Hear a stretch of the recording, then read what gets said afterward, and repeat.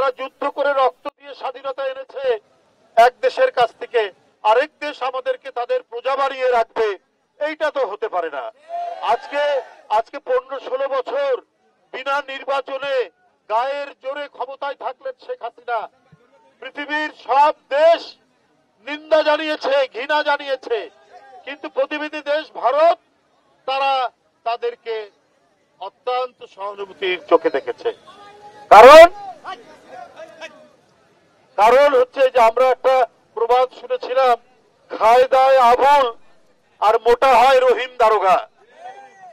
তো তাই হয়েছে, সারা বিশ্বের লোক, বাংলাদেশের মানুষ ঘৃণা জানাচ্ছে শেখ হাসিনাকে, তার অন্যায় অবৈধ কর্মকাণ্ড, গুম খুন, তার এক ভয়ঙ্কর দুঃশাসনের বিরুদ্ধে, কিন্তু তার প্রতি যেন সহানুভূতি এবং মায়া দয়া ঝরে পড়ে ভারতে।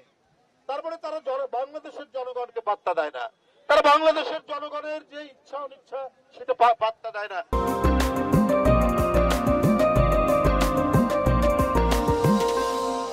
শেখ হাসিনাকে রাখতে চায়, কারণ শেখ হাসিনা ভারত আমাদের পানি নিয়ে যাবে, এর বিরুদ্ধে প্রতিবাদ করবেন না। ভারত আমাদের সীমান্তে বাংলাদেশিদের হত্যা করবে, শেখ হাসিনা সেইটার কোনো প্রতিবাদ করবেন না।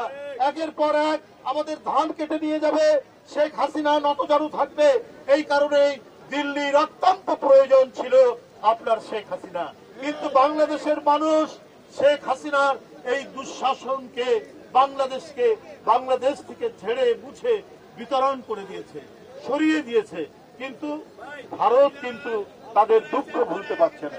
ভারতের অনেক মিডিয়া বাংলাদেশের জনগণের পক্ষেও কথা বলেছে, কিন্তু আবার অনেক মিডিয়া বাংলাদেশে যাতে এক ধরনের সাম্প্রদায়িক দাঙ্গা তৈরি হয় সেই চেষ্টাও করেছেন, কিন্তু পারেননি।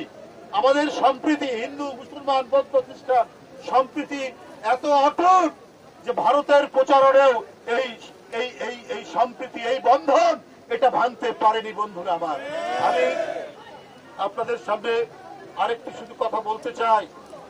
21শে আগস্ট বোমা হামলা, এইটা ছিল একটি আন্তর্জাতিক ষড়যন্ত্র।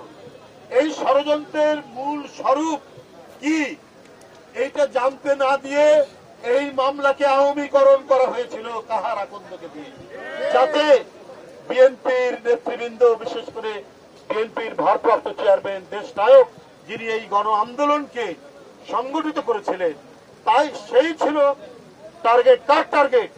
শেখ হাসিনার প্রভুদের টার্গেট, শেখ হাসিনার টার্গেট। আমরা অন্তর্বর্তী সরকারের প্রতি আহ্বান জানাই, আপনারা দ্রুত এই বিষয়ে পদক্ষেপ গ্রহণ করুন, কারণ শেখ হাসিনার ভূত, শেখ হাসিনার আত্মা এখনো তার সাজানো প্রশাসনের মধ্যে রয়েছে। অতএব এই ব্যাপারে দ্রুত পদক্ষেপ নিয়ে আপনার প্রশাসন থেকে, আমলাতন্ত্র থেকে, পুলিশ থেকে, অ্যাডমিনিস্ট্রেশন থেকে এদের ভূতকে তাড়াতে হবে।